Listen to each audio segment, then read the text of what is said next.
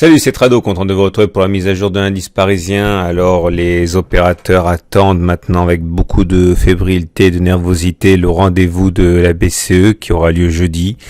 Inutile de dire à quel point les attentes sont fortes. La Banque centrale chinoise, la Banque centrale américaine ont déjà agi pour soutenir l'activité économique. Des mesures fortes sont attendues de la part de la Banque centrale européenne et on sait qu'elle va faire quelque chose. On ne sait pas ce qu'elle va faire, mais en tout cas, il ne faudra pas décevoir les marchés alors que nous sommes à moins de 1% des plus hauts annuels.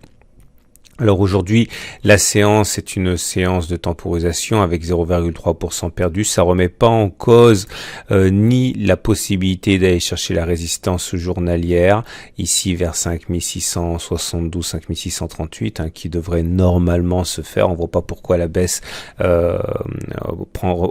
pourquoi une baisse conséquente commencerait maintenant alors que la BCE n'a pas encore déçu, j'ai envie de dire. Nous avons toujours ici un canal rose ascendant qui guide les cours. Nous avons également notre gap ici 5538, 5558 qui est toujours qualifié pour être un gap de continuation.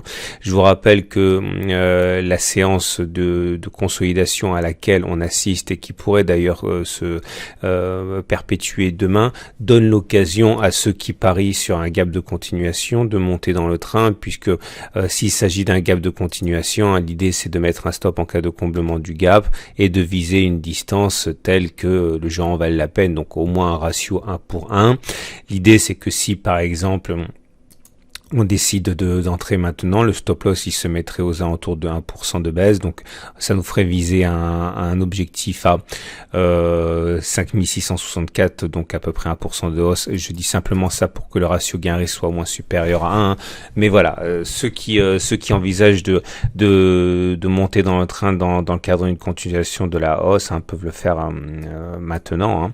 Nous avons également au niveau des chandeliers japonais, un chandelier japonais qui est assez dangereux, puisque comme vous pouvez le voir, alors c'est pas un très bel avalement baissier, mais il demeure quand même que la bougie rouge, là, le corps rouge avale le corps vert précédent, c'est plutôt un signe qui invite à considérer une continuation de la baisse. Mais attention, je suis pas en train de dire qu'on va avoir une baisse conséquente avec une nouvelle tendance baissière qui va se mettre en place. Je dis simplement que la bougie de lundi invite à considérer que l'on aille plus bas mardi.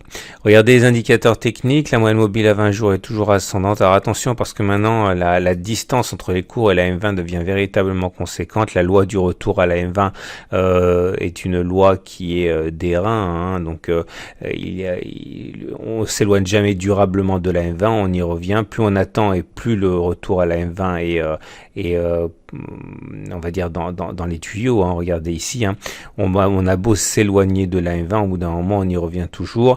Alors ça peut prendre plus ou moins de temps, encore une fois, c'est simplement que plus on en est loin, plus il est dangereux d'acheter en fait, et là c'est vrai qu'on commence à prendre des libertés par rapport à la M20 qui font que il est plus risqué, on va dire, de continuer à parier sur la hausse. La moyenne mobile à 7 jours est toujours ascendante également, elle joue un rôle de support dynamique, et le plus important à mon avis c'est les bandes de Bollinger aujourd'hui, puisque comme vous pouvez le voir, après avoir fait 1, 2, 3 clôtures au-dessus de la Bollinger supérieure, là on vient de réintégrer les bandes de Bollinger, et statistiquement il y a plus d'une chance sur deux d'aller chercher un moyenne mobile à 7 jours. À titre personnel, c'est ce que je vais aller viser d'ailleurs, et on verra ensuite si la M7 elle tient ou elle tient pas, mais en tout cas un retour sur M7 me semble absolument jouable. Pour les indicateurs techniques, globalement c'est favorable. Vous voyez le RSI toujours au-dessus de 50, le momentum est au-dessus de 0, le MACD au-dessus de son signal, mais un premier signal baissier est donné par le MACD 0, qui est un indicateur assez rapide, vous voyez qu'il croise son signal. C'est quelque chose qu'il faut prendre en considération. Alors le MACD 0, le stochastique, le CCI, tout ça, ce sont des indicateurs techniques extrêmement rapides, et il faut toujours relativiser à ce qu'il se passe. puisque ils ont tendance encore une fois à réagir de manière très très rapide. C'est ceux qui délivrent également le plus de faux signaux, mais on peut pas faire comme si ce signal baissier n'existait pas. Donc méfiance si vous êtes haussier à très court terme. On termine avec l'Ichimoku comme d'habitude, et l'Ichimoku nous dit rien de particulier, hein, c'est toujours neutre, vous le voyez, la SSB elle est désespérément plate comme ça, donc ça veut dire qu'on est en tendance neutre.